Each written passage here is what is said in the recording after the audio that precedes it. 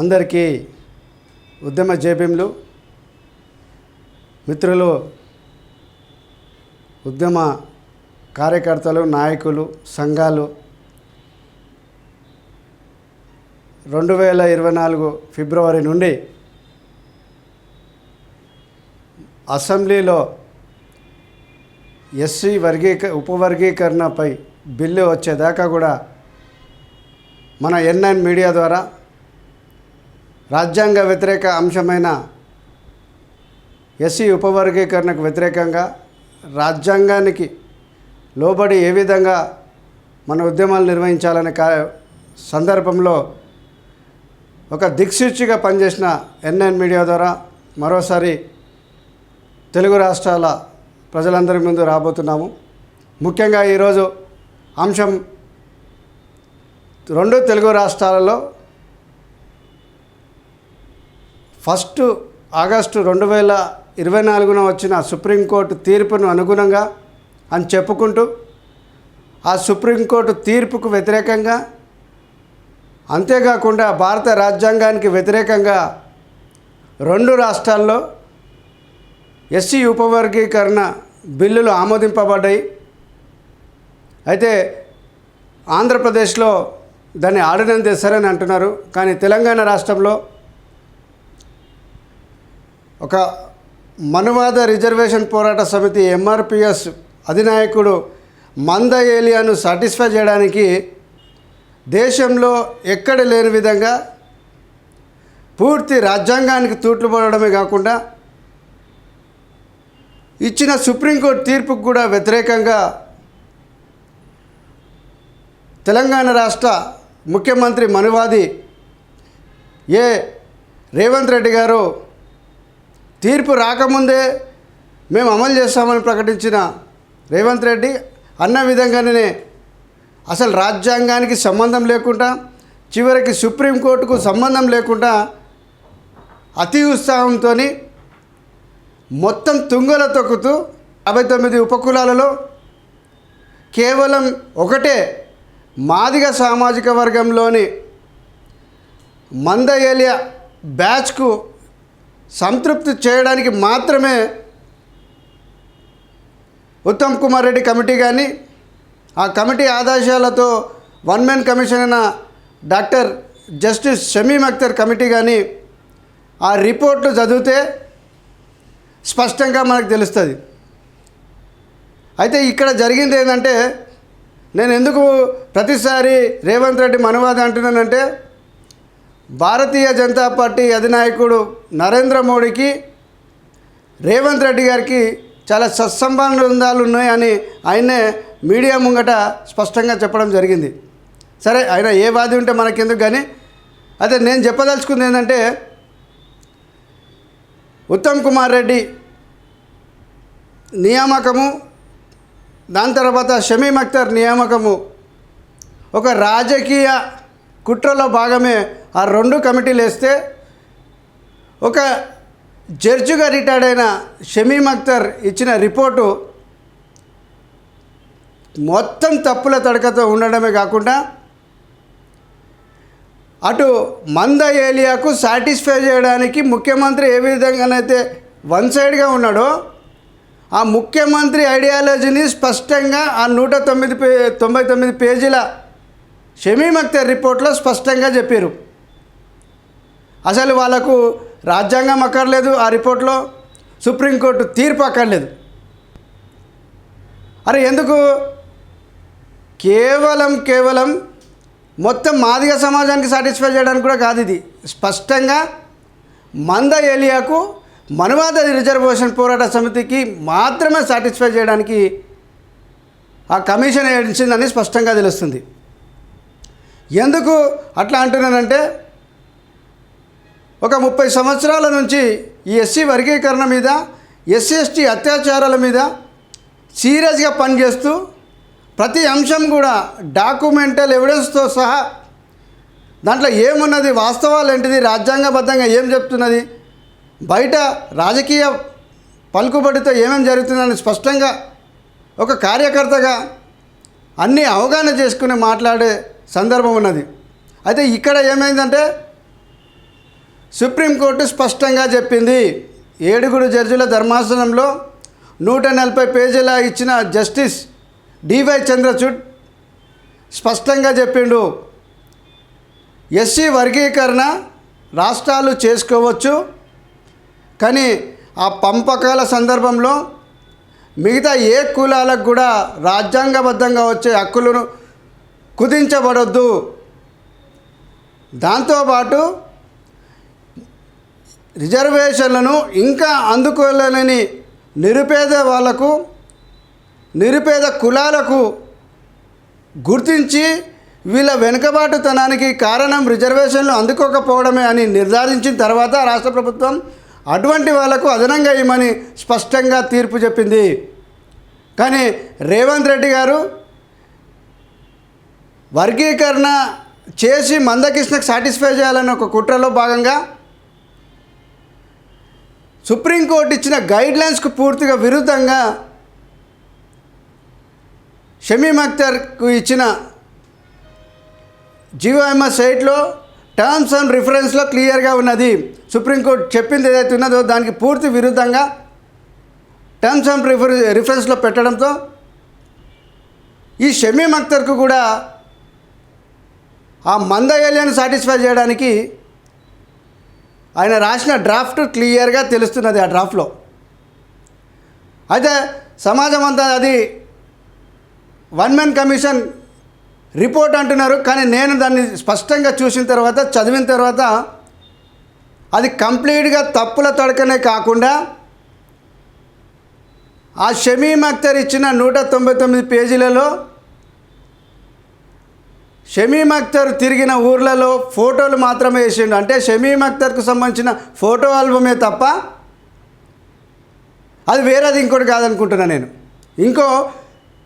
ఇంకోటి ఏంటిదంటే రేవంత్ రెడ్డి గారు ఎస్సీ వర్గీకరణకు చేయాలనే సదుద్దేశంతో ఎంతో కృతనిశ్చయంతో ఉన్నాడని ఒక కమిషన్ రిపోర్ట్లో ప్రధానంగా పేర్కొంటాడు. అసలు కమిషన్ ఇవ్వాల్సిందేంది? ఆయన రీసెర్చ్లో, ఆయన కమిషన్ పర్యటనలో లీగల్గా ఏమున్నది, సుప్రీంకోర్టు ఏం చెప్పింది, ఇవన్నీ ఇవ్వాలి. కానీ ఆయన మొదట ఉపోద్ఘాతంలో క్లియర్గా చెప్పిండు. ఏమంటాడు? తెలంగాణ రాష్ట్రం వర్గీకరణ చేయడానికి కృతనిశ్చయంతో ఉన్నది. అరే తెలంగాణ రాష్ట్రం చేస్తుందా చేయదా నీకెందుకురా బాబు? నీకు ఇచ్చిన టాస్క్ ఏంటిది? మొదటగా షమీమ్ అఖ్తర్ కమిషన్ వేయడానికి సుప్రీంకోర్టు 7 జడ్జిలు ఇచ్చిన ధర్మాసనం తీర్పును అధ్యయనం చేసి వర్గీకరణ చేస్తే ఏ విధంగా చేయాలని నీకు టాస్క్ ఇస్తే నువ్వు మొదటనే కమిషన్ రిపోర్ట్ మొదటనే ప్రభుత్వం వర్గీకరణ చేయడానికి కృతనిశ్చయంగా ఉన్నదంటవా? అంటే మీరు స్పష్టంగా రిపోర్ట్ ఏమైనా ఉండని, సుప్రీంకోర్టు తీర్పు ఏమైనా ఉండని, రాజ్యాంగం ఏమైనా ఉండని, మేమైతే స్పష్టంగా వర్గీకరణ చేయాలని రాష్ట్ర ప్రభుత్వం ఉన్నది కాబట్టి దానికి అనుకూలంగా నేను తీర్పు ఇస్తున్నా, కమిషన్ రిపోర్ట్ ఇస్తున్నాను స్పష్టంగా ముందే చెప్పినాను. ఇక తీర్పుకి వస్తే ఆ తీర్పులో ఆ షమీమ్ అఖ్తర్ పర్యటించిన ఫోటోలు 54 ఫోటోలు వేయడమే కాకుండా నేను దాదాపుగా ఒక 4-5 కమిషన్ రిపోర్ట్లు చాలా దగ్గరగా ఉండి చాలాసార్లు స్టడీ చేసిన సందర్భంలో ఈ ఎస్సీ వర్గీకరణనే షెడ్యూల్ కులాలకు సంబంధించిన ఇంకో లోకూర్ కమిషన్ కానీ, దాని తర్వాత రామచంద్రరాజు కమిషనే కానీ, దాని తర్వాత ఉషా మేరా కమిషనే కానీ, ఈ కమిషన్లు రిపోర్ట్లలో ఎక్కడ కూడా ఆ చైర్మన్కు సంబంధించిన తిరిగిన ఫోటోలు ఎక్కడ కూడా ఉన్నాయి.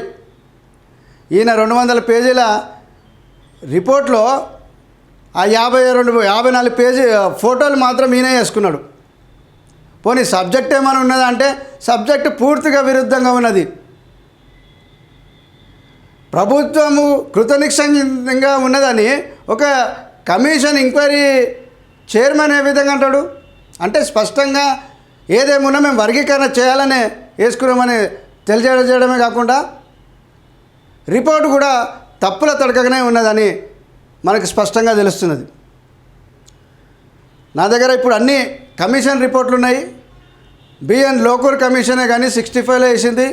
దాని తర్వాత 96-97లో జస్టిస్ రామచంద్రరాజు కమిషనే కానీ, దాని తర్వాత 2007-8లో ఉషా మేరా కమిషనే కానీ ఈ కమిషన్లలో ఏ ఒక్క ఫోటో కూడా ఉండదు.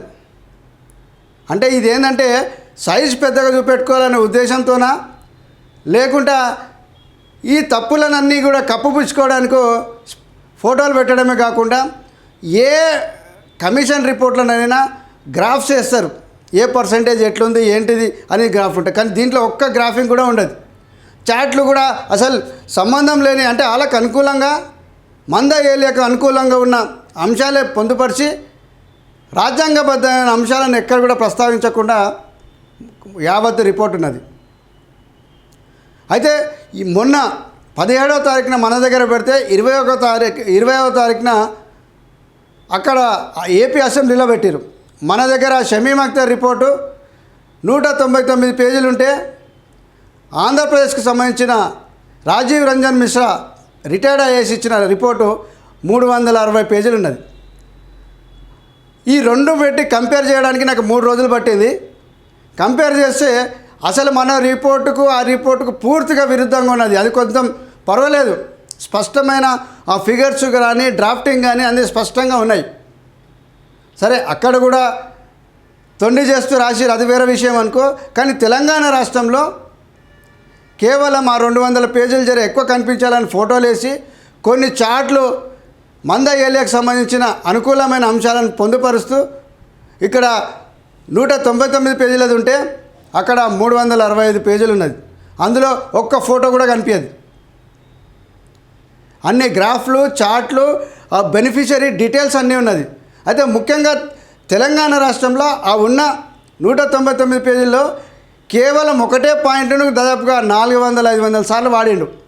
తెలంగాణ రాష్ట్రంలో మాదిగల జనాభా ఎక్కువ ఉన్నది, అదొకటే తెలుసాయన షమీమ్ అఖ్తర్కు. ఇంకా మిగతా అంశమే తెలియదు, రాజ్యాంగం తెలియదు, సుప్రీంకోర్టు తీర్పు తెలియదు.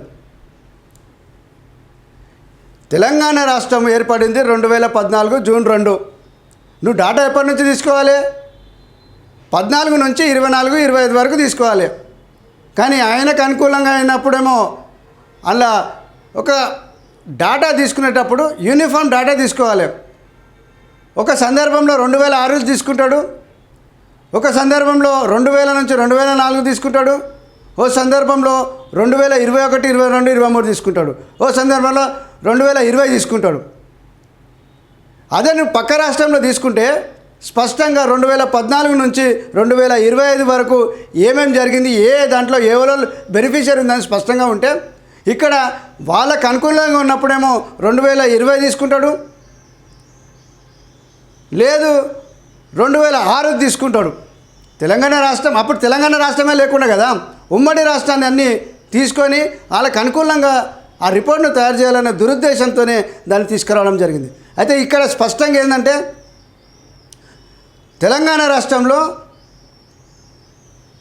మాదిగలు ఎక్కువ జనాభా ఉన్నది కాబట్టి 2011లో ఆ జనాభా దామాషా ప్రకారం వాళ్ళకి రిజర్వేషన్లు ఇచ్చి మొత్తం మాదిగ సమాజాన్ని పక్కన పెట్టినా పక్కాగా మందకృష్ణకు సాటిస్ఫై చేయడానికే వాళ్లకు అదనంగా 9% ఇవ్వడం జరిగింది. ఇది స్పష్టంగా సుప్రీంకోర్టు తీర్పుకు పూర్తి విరుద్ధము. సుప్రీంకోర్టు చెప్పింది ఏమింది? ఇంకా వెనుకబాటు పడ్డ వాళ్ళ కులాలకు వాళ్ళు వెనుకబాటుతనానికి ఈ రిజర్వేషన్లు అందుకోకపోవడమే కారణమని గుర్తించిన రాష్ట్ర ప్రభుత్వం వాళ్ళకు అదనంగా ఇవ్వమన్నది. అయితే ఇక్కడ విచిత్రం ఏంటంటే గ్రూప్ 1లో 15 కులాలు ఉంటే వాళ్ళకు 1% రిజర్వేషన్ ఇస్తాడు. వీళ్ళు కంప్లీట్గా వెనుకబడ్డారని గ్రూప్ 1 వాళ్ళకి చెప్తాడు. వాళ్ళకు 1% ఇచ్చి మధ్యస్థంగా లబ్ధి పొందిన కులాలని ఒక 18 కులాలు మాదిగా కాస్ట్లను పెట్టి వాళ్ళకు 9% ఇస్తారు. అరే, ఇది బుర్ర ఉన్నాడు ఎవడైనా కానీ తెలంగాణ రాష్ట్రంలో మధ్యస్థ లబ్ధిదారులు ఎవరైనా ఉన్నారంటే మాలలే ఉన్నారని స్పష్టంగా తెలుస్తున్నది. వాడిచ్చిన రిపోర్ట్లనే చెప్తున్నాను, బయట కాదు. అదే ఇక్కడ ఏంటంటే ఆ బెనిఫిషరీ డాటా ఇస్తారు, పక్కకే మళ్ళీ మాదిగల జనాభా ఎక్కువ ఉందని అంటారు. అరే, బెనిఫిషరీ చూస్తావా? తప్పుల తడికైనా సెన్సస్ తీసుకుంటారా? అయితే సెన్సస్ మీరు స్పష్టంగా తెలుసుకోవాలి. 1971 నుంచి 2011 వరకు జనాభా అంతా చూస్తుంటే 21లో చేయాల్సిన సెన్సస్ కరోనా దాని దిక్కనే అది చేయలేకపోతే 1971 జనాభా తెలంగాణ రాష్ట్రంలో అప్పుడు ఉమ్మడి 10 జిల్లాలకు తీసుకుంటే ఒక 5 నుంచి 6 లక్షల డిఫరెన్స్ ఉంటే అది 2011 జనాభా వచ్చే వరకు 17 లక్షల గ్యాప్ అవుతుంది. అంటే మాదిగల జనాభా అమాంతం పెరిగిపోతుంది, మాలలు తగ్గుతుంది. ప్రపంచంలో ఒక కులం మొత్తం పెరిగి ఒక కులం డౌన్ అవుతుందా? 2011 జనాభా లెక్కల్లో అవకతవకలు ఉన్నాయని సెన్సస్ డిపార్ట్మెంట్కు 2023లోనే కంప్లైంట్ చేయడం జరిగింది. దాని మీద ఇప్పటిదాకా కూడా ఎటువంటి చర్యలు తీసుకోలే. అట్లాంటి తప్పుల తడక ఉన్న సెన్సస్ను బేస్ చేసుకొని ఈయన ఉపవర్గీకరణ చేసే విధంగా మధ్యస్థ లబ్ధిదారుల జాబితాలో మాదిగలను పెట్టుకుంటూ అదనంగా 9 ఇస్తారు. నిజంగా తెలంగాణ రాష్ట్రంలో మధ్యస్థంగా లబ్ధిదారులు అంటే ఈ ఎంప్లాయీస్ డేటా కానీ సెల్ఫ్ ఎంప్లాయ్మెంట్ స్కీమ్సే కానీ 3 ఎకరాల భూమే కానీ అంతేకాకుండా మొత్తం 46 స్కీమ్లు ఎస్సీ డెవలప్మెంట్ డిపార్ట్మెంట్ ద్వారా అందిస్తే ఆ 46 స్కీమ్లలో అత్యధికంగా బెనిఫిషరీస్ మాదిగలే ఉన్నారని స్పష్టంగా డాటా చెప్పినా ఆ డాటా క్లియర్గా పొందుపరిస్తే మాలలకు అదనంగా ఇవ్వాల్సి వస్తుంది కాబట్టి మధ్యస్థంగా వాళ్ళని పెట్టాల్సి వస్తుంది కాబట్టి కుట్రపూరితంగా మంద ఏలకు అనుకూలంగా ఉన్న అంశాలే పెట్టేసి వాళ్ళకు మధ్యస్థంగా లబ్ధిదారులని 9% చేస్తుంది. అంటే తెలంగాణ రాష్ట్రము ఏం చెప్పదలుచుకున్నది? షెడ్యూల్ కులాల రిజర్వేషన్ పొందాలంటే జనాభా ఎక్కువ ఉండాలనా? ఎక్కడుందా రాజ్యాంగంలో ఇది? ఎవరికి మీరు ఏం సందేశం ఇవ్వాలనుకుంటారు? వాళ్ళు జనాభా ఎక్కువ ఉన్నది కాబట్టి వాళ్ళకి అదనంగా ఇస్తున్నాం అంటారా? సుప్రీంకోర్టు తీర్పు ఏంది? ఇంకా అందని వాళ్ళకి అందిమంటే వాళ్ళకేమో ఒకటి ఇచ్చి నిజంగా కూడా సుప్రీంకోర్టు తీర్పును అమలు చేయాలంటే తప్పకుండా ఇంకా వెనుకబడ్డ గ్రూప్ 1లో వాళ్ళకు అదనంగా ఇవ్వాల్సిందే. సరే, రాజ్యాంగంగా ఇది పూర్తి ఈ వర్గీకరణనే పూర్తి వ్యతిరేకం కాబట్టి దాన్ని వ్యతిరేకిస్తాము. అట్లీస్ట్ వీళ్ళు చెప్పుకుంటున్న సుప్రీంకోర్టు తీర్పుకు అనుకూలంగానన్నా చేయాలంటే ఇక్కడ అది కూడా పూర్తి దానికి కూడా విరుద్ధంగా చేశారు. మధ్యస్థ లబ్ధిదారుల జాబితాలో మాదిగలను పెట్టడము, వాళ్ళకు 9% ఇవ్వడం అంటేనే ఇది తప్పుల తడకకు ఈ రిపోర్టు ఉన్నదని స్పష్టంగా తెలుస్తున్నది. తెలంగాణ ప్రభుత్వము వర్గీకరణకు చేయాలని కృతనిశ్చయించునని ఒక కమిషన్ రిపోర్ట్ ఏ విధంగా చెప్తుందా? తర్వాత ఆ రిపోర్ట్లో రిప్రజెంటేషన్స్ అన్నీ కూడా వర్గీకరణకు అనుకూల వాళ్ళనే కోట్ చేసుకుంటూ మీరు ఇచ్చారు. అయితే ముఖ్యంగా వెనుకబాటుతనం చూస్తూ రాష్ట్రంలోని ప్రభుత్వ ఉద్యోగాలలో ఎంపీరికల్ డేటా కలెక్ట్ చేయమన్నారు. ఎంపీరికల్ డేటా కలెక్ట్ చేసి ఎంత 94,000 చిల్లర వచ్చింది. అట్లా 46,000 ఉద్యోగులు మాదిగలో ఉన్నారు కదా, మాలలో 36,000 ఉన్నారు. మరి ఎవరు ఎక్కువైతారా? ఈ 46 స్కీమ్లలో బెనిఫిషరీస్ అంతా మాదిగలో ఉన్నారని స్పష్టంగా ఉంది కదా. మరి అప్పుడు బెనిఫిషరీ ఎవరైతారు? పథకాలు వాళ్ళయే, ఉద్యోగాలు వాళ్ళయే, మరి వాళ్ళని మధ్యస్థ లబ్ధిదారుల్లో పెడతాడు. దానికి ఏం జోడిస్తాడు? వీళ్ళ జనాభా ఎక్కువ ఉన్నదని. అరే ఎక్కడ పోతుందా? రిజర్వేషన్ పొందడానికి జనాభా ఎక్కువ ఉండాలంటావా? అంటే ఎక్కువ పిల్లలు కనాలి, ఎక్కువ జనాభా ఉంటే ఎక్కువ ఇస్తాము, తక్కువ ఉన్న వాళ్ళకి తక్కువ ఇస్తాం అంటారా? సుప్రీంకోర్టు తీర్పు అదే చెప్పిందా? సుప్రీంకోర్టు తీర్పులో జనాభా దామాషా ప్రకారం ఇవ్వాలని ఎక్కడా చెప్పలేదు. ఇది తప్పకుండా లీగల్గా ఇది పోయే చట్టమే తప్ప ఇది నిలబడే చట్టం కాదని నేను స్పష్టంగా చేయదలుచుకున్నా. ముఖ్యంగా ఈ 17వ తారీఖు నుంచి రాజ్యాంగ రక్షకులు చాలా ఆందోళనకరంగా ఇబ్బందికరంగా ఫీల్ అవుతున్నారు. మీరు ఇబ్బంది పడే అవసరమే లేదు. తప్పకుండా న్యాయ వ్యవస్థలో అప్రోచ్ అయిన తర్వాత కేసు వేస్తే తప్పకుండా ఈ షమీమ్ అఖ్తర్ రిపోర్టు కొట్టేసాడు పోతాడు. మీరు ఏం అధైర్యపడవలసిన అవసరమే లేదు. ఎందుకంటున్నానంటే రాజ్యాంగబద్ధంగా ఉన్న ఈ ఎస్సీ ఉపవర్గీకరణ షెడ్యూల్ కులాల అంశాన్ని రాష్ట్ర ప్రభుత్వమే కానీ యూనియనే కానీ ఎటువంటి చర్యలు తీసుకున్నా ఆర్టికల్ 338 క్లాస్ 9 ప్రకారము జాతీయ ఎస్సీ కమిషన్ను సంప్రదించాలని స్పష్టంగా ఉంది. మరి ఇది షమీమ్ అఖ్తర్ రిపోర్ట్లో మేము సంప్రదించినామని ముఖ్యమంత్రి సాక్షాత్తు ముఖ్యమంత్రి రేవంత్ రెడ్డి గారు అసెంబ్లీ సాక్షిగా అబద్ధాలు చెప్తాడు. ఆ రిపోర్ట్లో స్టడీ చేస్తే నవంబర్ 22, 2024లో జాతీయ ఎస్సీ కమిషన్ చైర్మన్కు సభ్యులకు మేము ఒక లేఖ రాసినాము. ఆ లేఖ ఏమన్నారంటే స్పష్టంగా చెప్పారు, మేము ఈ వర్గీకరణ అంశంలో సుప్రీంకోర్టు తీర్పును స్టడీ చేయడానికి ఒక కమిషన్ వేసినామని. అంటే మీరు సమాచారం ఇచ్చిర్రు, సమాచారం మాత్రమే ఇచ్చిర్రు, రిపోర్టు అక్కడ పంపించలే. ఇది స్పష్టంగా ఉన్నది. కానీ అసెంబ్లీలో రేవంత్ రెడ్డి ఏమంటాడు, నేను జాతీయ ఎస్సీ కమిషన్ కూడా పంపించి పర్మిషన్ తీసుకున్నా అని అబద్ధాలు వక్రీకరించి చెప్తున్నాడు. అయితే ఇక్కడ స్పష్టంగా షమీమ్ అఖ్తర్ కమిషన్ నియామకము రాజ్యాంగ వ్యతిరేకమని హైకోర్టులో కేసు వేస్తే మాకు కౌంటర్ అఫిడవిట్లో స్పష్టంగా రాష్ట్ర ప్రభుత్వం ఇచ్చింది ఏంటంటే సుప్రీంకోర్టు తీర్పులో ఎక్కడ కూడా జాతీయ ఎస్సీ కమిషన్ను సంప్రదించాలని లేదు కాబట్టి మేము సంప్రదించలేదని అధికారికంగా కోర్టుకు సమర్పించారు. రాష్ట్ర ప్రభుత్వము కోర్టుకేమో సుప్రీంకోర్టు తీర్పులో ఎక్కడ కూడా జాతీయ ఎస్సీ కమిషన్ను సంప్రదించాలని లేదు కాబట్టి లేదని మాకిచ్చి ఇప్పుడు ఈ కమిషన్ రిపోర్ట్లో జాతీయ కమిషన్ను సంప్రదించారంట. నిజంగా కూడా సంప్రదించారంటే అది కూడా తప్పే. అధికారికంగా రాసిరల్లా అలా స్పష్టంగా ఉంది.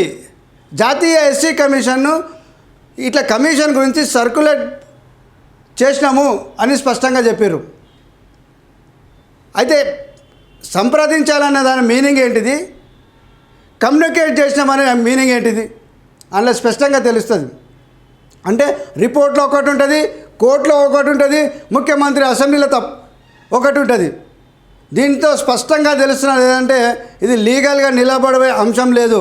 ఎందుకు నేను అంత గట్టిగా అంటున్నానంటే 97లో జస్టిస్ రామచంద్రరాజు కమిషన్ ఆధారంగా జీవోఎంఎస్ 68 చేస్తే బి నారాయణ అనే హైదరాబాద్కు చెందిన యాక్టివిస్టు కోర్టుకు పోతే 3 జడ్జిల ధర్మాసనం రాజ్యాంగబద్ధంగా ఆర్టికల్ 338 క్లాస్ 9 ప్రకారం జాతీయ ఎస్సీ కమిషన్ సంప్రదించలేదు కాబట్టి ఇది చట్ట విరుద్ధం, రాజ్యాంగ విరుద్ధం కాబట్టి కొట్టేయడం జరిగింది. దాన్ని మళ్ళీ ఎవరు అప్పీల్ చేయలేదు. ఇప్పుడున్న ప్రజెంట్ స్టేటస్లో అది 3 ఇచ్చిన జడ్జిల ధర్మాసనం ఇచ్చిన తీర్పు. అదే రామచంద్రరాజు కమిషన్ టైంలో చేసిన తప్పు ఇప్పుడు షమీమ్ అఖ్తర్ కమిషన్ రిపోర్ట్ అప్పుడు కూడా అదే ధోరణి చేస్తున్నాడు. కానీ మీరు గమనించాలి, పక్క ఆంధ్రప్రదేశ్ రాష్ట్రము ముఖ్యమంత్రి నారా చంద్రబాబు నాయుడు మొన్న 20వ తారీఖు అప్రూవల్ చేసిన తర్వాత జాతీయ ఎస్సీ కమిషన్కు పంపిస్తున్నాడు. కానీ ఇక్కడ రేవంత్ రెడ్డి గారు రేపో మాపో జీవో ఇచ్చేస్తున్నాడు. అలా గురువేమో రాజ్యాంగబద్ధంగా మళ్ళీ టెక్నికల్గా ప్రాబ్లం కావద్దని జాతీయ ఎస్సీ కమిషన్కి పంపిస్తే శిశువుడేమో గవర్నర్ దగ్గరికి పంపించేసి జీవో తీస్తున్నాడు. దీనివల్ల స్పష్టంగా తెలుస్తున్నది ఏంటంటే మంద ఏలియాకు సాటిస్ఫై చేయడానికి అతి ఉత్సాహం ప్రదర్శిస్తున్నారని ముఖ్యమంత్రి ధోరణిలో స్పష్టంగా తెలుస్తున్నది.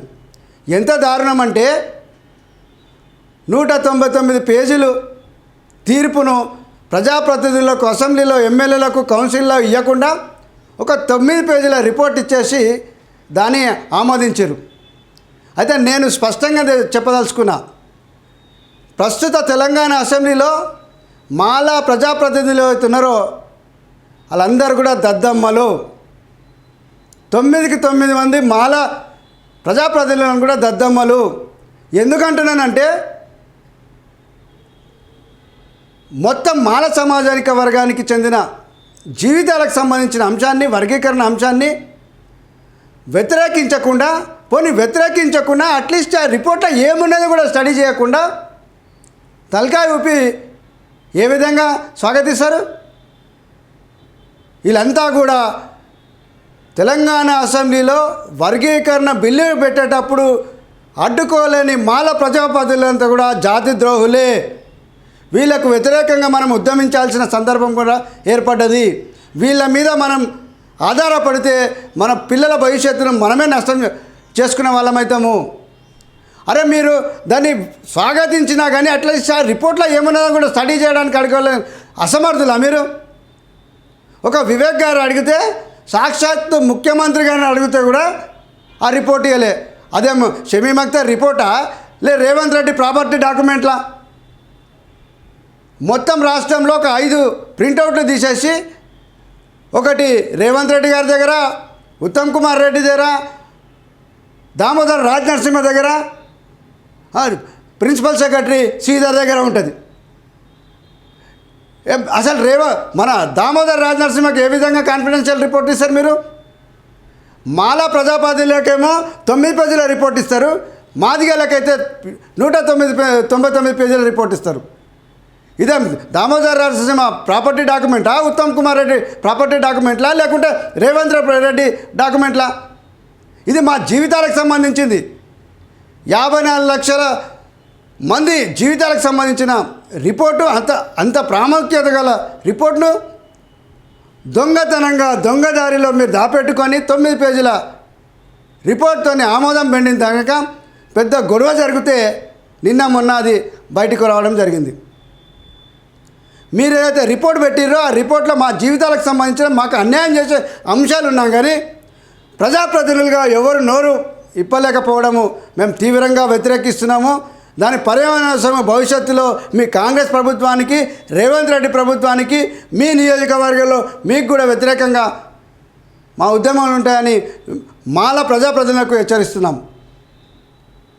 అరే మీరు రిపోర్టు అడుక్కోలేని మీరు సరే మీ పార్టీ ఎజెండాలో ఉన్నది చేవెళ్ళ డిక్లరేషన్లో ఏముందా? ఏ ఒక్క ప్రజాప్రతినిధి చేవెళ్ళ డిక్లరేషన్లో మొదటి పాయింట్ జనాభా దామాషా ప్రకారం షెడ్యూల్ కులాల రిజర్వేషన్లను 18% పెంచి వర్గీకరణ గురించి ఆలోచిస్తామన్నారు. మరి వర్గీకరణ గురించి ఇంత అతిశయం చూపెట్టే రేవంత్ రెడ్డి మరి ఎందుకు 18% చివరి డిక్లరేషన్ అమలు చేయాలని విఫలమైంది? అసలు ప్రస్తావన చేయలేను. ఇంకో పెద్ద కుట్ర 17వ తారీఖున ఏదైతే రిపోర్ట్ సమర్పించిందో మన రిపోర్ట్ కంటే ముందే ఎస్సీ ఎస్టీ బీసీ రిజర్వేషన్ల గురించి ఆమోదం చెప్పారు. అందులో బీసీలకు 42%, ఎస్టీలకు 10%, కానీ ఎస్సీలకు మాత్రం 15% పెట్టిండు.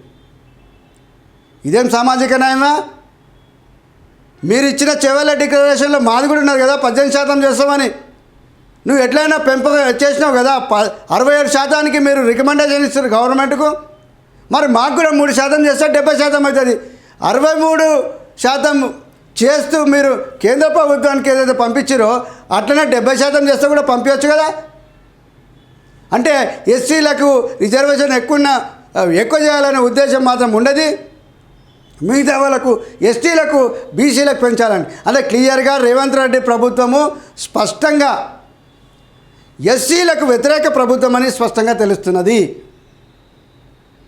ఇప్పుడు రిజర్వేషన్లు బీసీలకు 42 చేసినప్పుడు ఎస్టీలకు 10% చేసినప్పుడు ఎందుకు మరి మాకు 18% చేయలేదో జవాబు చెప్పాల్సిన బాధ్యత కూడా రేవంత్ రెడ్డి మీద ఉన్నది. అంటే దీంతో స్పష్టంగా తెలుస్తుంది ఏంటంటే ఎస్సీలకు అదనంగా రిజర్వేషన్ రావద్దు, కానీ ఉన్న రిజర్వేషన్లు తగ్గించేసి దాన్ని ముక్కలు చేస్తే వాళ్ళకు ఇంకా అందకుండా పోతుంది అనే కుట్రనేనా? మాట్లాడితే రాహుల్ గాంధీ, మాట్లాడితే రాజ్యాంగం, కాస్ట్ సర్వే. మరి నీ కాస్ట్ సర్వేలో మీ రాజ్యాంగంలో మీ రాహుల్ గాంధీలో మా షెడ్యూల్ కులాలు లేవా? 18% చేస్తా అన్న రేవంత్ రెడ్డి 15%లో వర్గీకరణ చేసిండు.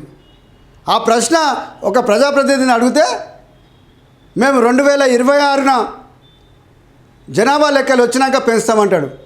ఏం ఉత్తమ్ కుమార్ రెడ్డి అయ్యా ఏం మాట్లాడుతున్నావు? మరి 42% వీళ్ళది ఎట్లా చేస్తున్నావు? బీసీలది ఎస్టీలకు 10% ఎట్లా చేస్తున్నావా? ఎస్సీలకు రాగానే 26 కావాలి, 26 జనాభా కావాలి. ఎస్టీలకు మాత్రం ఎప్పుడైనా మీరు రిపోర్ట్ ఇచ్చారు మీరు తీసుకున్న డేటాలనే కాస్ట్ సర్వేలో 17.43% అని ఎస్సీలు ఉన్నారని 61 లక్షలు ఉన్నారని స్పష్టంగా మీరే చెప్పారు కదా. అందులో బీసీ జనాభాకు అనుగుణంగా 42 చేస్తున్నారు కదా, ఎస్టీ జనాభాకు అనుగుణంగా 10% వాళ్ళకి చేస్తున్నారు కదా. మరి మా జనాభా దామాషా ప్రకారము మీ చేవెళ్ళ డిక్లరేషన్లో పేర్కొన్న విధంగా ఎందుకు 18% చేయలేకపోతున్నారు? ప్రజలారా, ముఖ్యంగా మాల సోదరులారా, మీరంతా కాంగ్రెస్ ప్రభుత్వము స్పష్టంగా మాలలకు వ్యతిరేకంగా, బాబాసాహెబ్కు వ్యతిరేకంగా, ఆ రాహుల్ గాంధీ చేతిలో రాజ్యాంగం పట్టుకుంటాడు కానీ ఆ రాజ్యాంగానికి తూట్లు పడుస్తుంటే, రాజ్యాంగానికి వ్యతిరేకంగా జరుగుతుంటే, ఆయన పాలనలో ఉన్న ఇక్కడ కూడా ఆయన ప్రశ్నించకుండా నిమ్మకి నెరవేరుతున్నట్టున్నారు. వీళ్ళంతా డ్రామాలే చేస్తున్నారు. మనం నిజంగా మేల్కోవాల్సిన అవసరం ఉన్నది. అసలైన సందర్భం ఇప్పుడు వచ్చింది.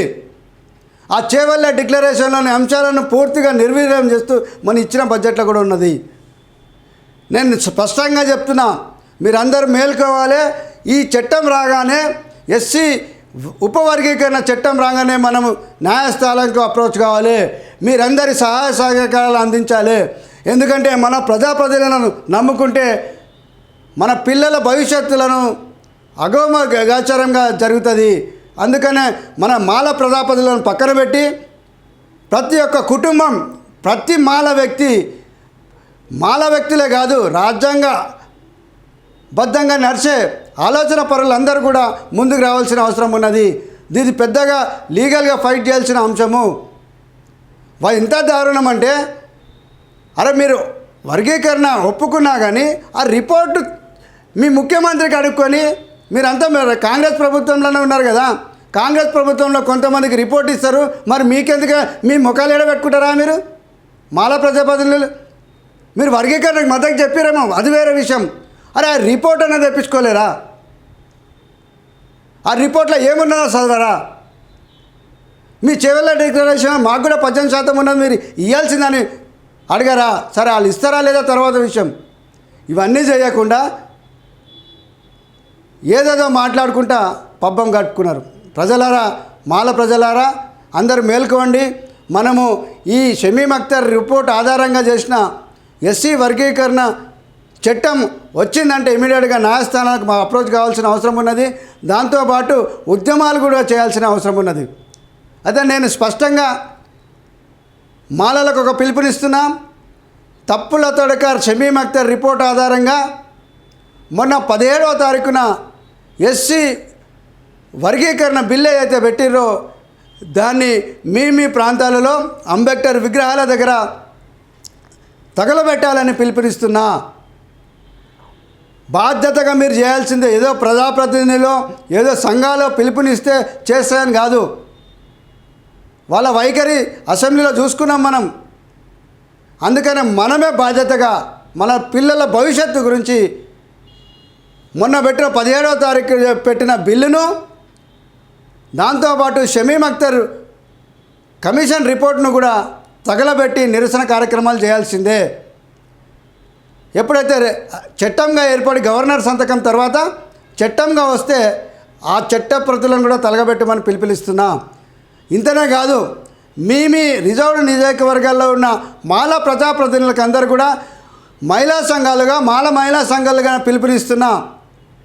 వాళ్ళ అసెంబ్లీలో నోరెత్తలేని ప్రజాప్రతినిధులు కాక నిలబడ్డారు కాబట్టి వాళ్ళకి అందరికీ కూడా అదేదో కార్యక్రమం ఉంటుంది కదా, గాజులు, చీర, బొట్టు ఏదో ఇస్తారు కదా, ఈ మాల ప్రజాప్రతినిధులకు అందరికీ కూడా ఆ కార్యక్రమం తీసుకొని నిరసనగా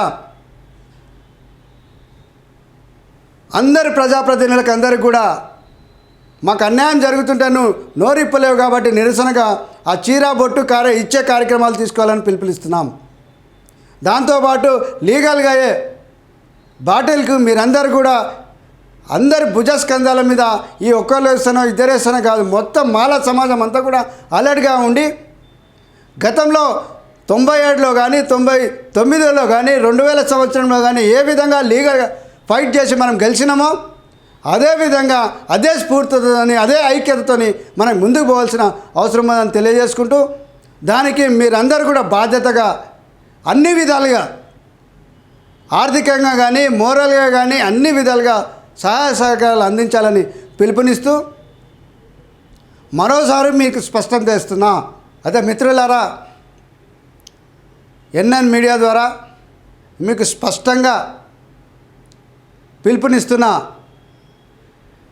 రేపు చట్టం వస్తే తెలంగాణ రాష్ట్రంలో న్యాయస్థానాలలో దానికి వ్యతిరేకంగా మనం కేసు వేయాల్సిన సందర్భం ఉన్నది.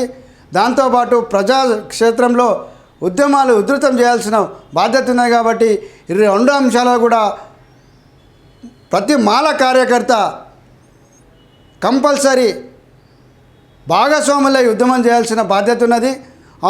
లీగల్గా అయ్యే ఖర్చులకు కూడా మీరు అందరూ కూడా కంకణం కట్టుకొని ఆ నిధుల సమీకరణ కూడా చేయాల్సిన బాధ్యత ఉన్నదని తెలియజేసుకుంటూ, మీరు నిరసన కార్యక్రమంలో తప్పుల తడక షమీమ్ అఖ్తర్ రిపోర్ట్ను తలగబెట్టడమే కాకుండా ఆ తప్పుల తడక రిపోర్టు ఆధారంగా బిల్లు ఏదైతే 17వ తారీఖు పెట్టిరో అసెంబ్లీలో ఆ రెండింటిని తలగబెడుతూ ఈ చట్టం ఈ బిల్లుకు వ్యతిరేకంగా మాట్లాడని ప్రజాప్రతినిధులకు వ్యతిరేకంగా కూడా ఆందోళన కార్యక్రమం తీసుకోవాల్సిన బాధ్యత కూడా మన అందరి మీద ఉందని తెలియజేసుకుంటూ, ఈ రోజు నుంచి ఒక నెల రోజుల కార్యక్రమం నిరసన కార్యక్రమాలు చేయాలి.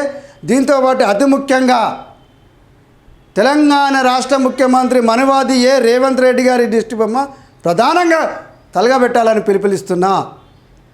షమీమ్ అఖ్తర్ రిపోర్టులో తప్పుల తడక, తప్పుల జనాభా ఆధారికంగా, ముఖ్యంగా అది షమీమ్ అఖ్తర్ రిపోర్టు కాదు, షమీమ్ అఖ్తర్ ఫోటో ఆల్బమ్ అని మనం నిరసన కార్యక్రమం చేయాల్సిన బాధ్యత ఉన్నది.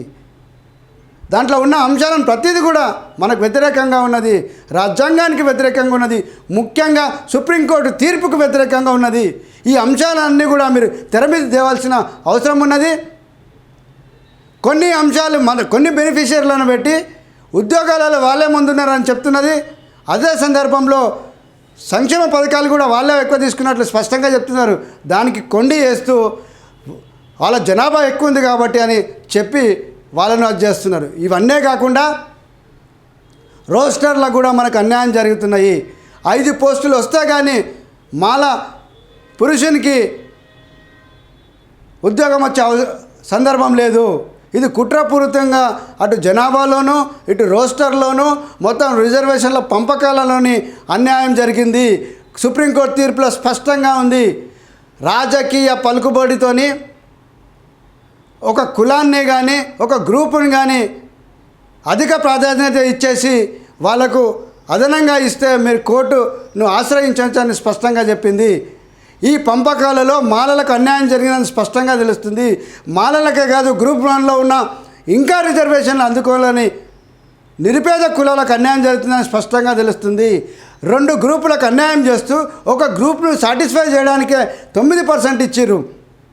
దాన్ని వ్యతిరేకిస్తూ ఇది రాజ్యాంగ వ్యతిరేకము, సుప్రీంకోర్టు తీర్పుకు వ్యతిరేకం కాబట్టి మనమందరం కూడా దీనికి వ్యతిరేకంగా ఆందోళన కార్యక్రమం చేస్తుంటూ, న్యాయస్థానంలో మీరు తప్పకుండా న్యాయం నిలబడుతుంది, గెలుస్తున్నది, రాజ్యాంగం గెలుస్తుంది, సుప్రీంకోర్టు తీర్పు కూడా గెలుస్తున్నది. చివరకు ఓడేది మాత్రం రేవంత్ రెడ్డి చేసిన చట్టం కాబట్టి ఆ దిశగా మనం ముందుకు పోదామని పిలుపునిస్తూ, మీరు ఎటువంటి అధైర్యపడకుండా రెట్టింపు ఉత్సాహంతో మీరు ఆందోళన కార్యక్రమం చేయాలి. రేవంత్ రెడ్డి దిష్టిబొమ్మ తలగబెట్టాలి, మాలల ప్రజాప్రతినిధుల దిష్టిబొమ్మ తలగబెట్టాలి. దాంతోపాటు ఈ చట్టానికి సంబంధించిన ప్రతులను అన్నీ కూడా తలగబెట్టాలని పిలుపునిస్తూ, రేపు జరగబోయే న్యాయస్థానాల్లో చేసే లీగల్ బ్యాటిల్కు మీరందరూ వెనుగంట ఉంటూ సహకారాలు అందిస్తూ మీ నిరసన కార్యక్రమాలు 30 రోజులు నిర్వహించాలని పిలుపునిస్తూ ముగిస్తున్నా. జై భీమ్, జై భారత్.